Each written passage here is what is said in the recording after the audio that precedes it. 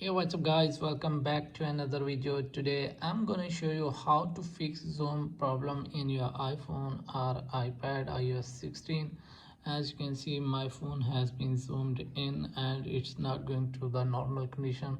So let me show you guys how to fix this problem.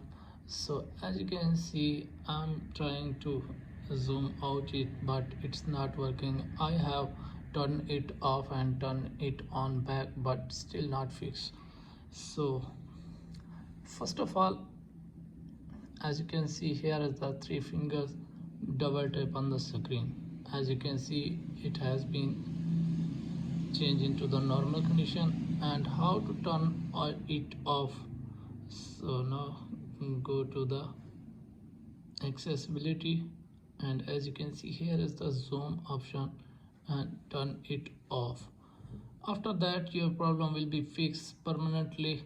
So if you have any problem, let me know in the comments. Thanks for watching.